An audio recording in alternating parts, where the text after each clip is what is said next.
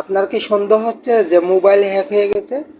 আজকের ভিডিওতে দেখাবো কিভাবে বুঝবেন ফোন হ্যাক হয়েছে কিনা, আর প্রথম 10 মিনিটে কি করবেন। অনেক সময় আমরা খেয়ালই করি না ফোন অস্বাভাবিকভাবে গরম হচ্ছে, ডাটা খরচ বেড়ে যাচ্ছে বা অচেনা ডিভাইস লগ ইন করছে। এগুলো হতেই পারে হ্যাকের স্পষ্ট ইঙ্গিত।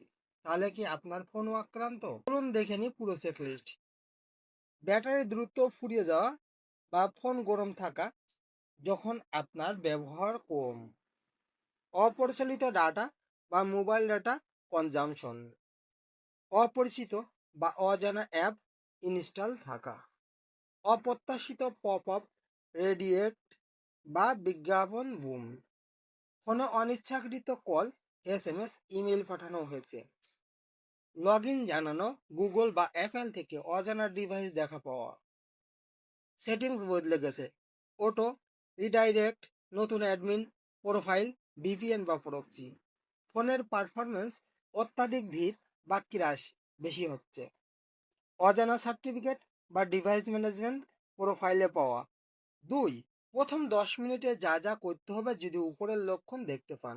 আপনার অ্যাকশন লিস্ট: 1 নম্বর, এয়ারপ্লেন মুড চালু করুন, ইন্টারনেট কমিউনিকেশন বন্ধ করে ক্ষতি ঝটপট কমাই। 2 নম্বরে করতে হবে আপনার ওয়াইফাই বা মোবাইল ডাটা বন্ধ করুন।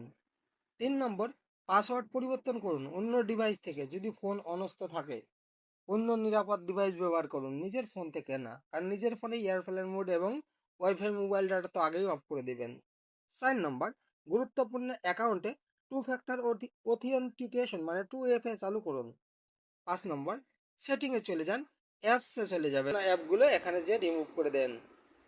6 নম্বর, গুগল প্লে প্রোটেক্ট বা অ্যাপ স্টোরে সিকিউরিটি চালান। 7, অদ্ভুত অ্যাপ পারমিশন রিভোক করুন, লোকেশন, SMS, অ্যাক্সেসিবিলিটি ইত্যাদি। 8, ব্যাকআপ নিন, ফটো বা কন্ট্যাক্ট, সম্ভব হলে ক্লাউডে না, আগে লোকাল ব্যাকআপ।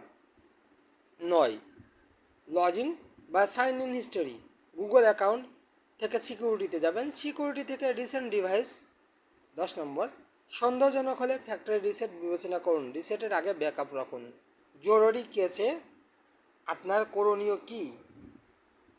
যদি ব্যাংক বা বড় আর্থিক ট্রানজাকশন সন্দেহ হয়, ব্যাংককে দ্রুত জানাবেন।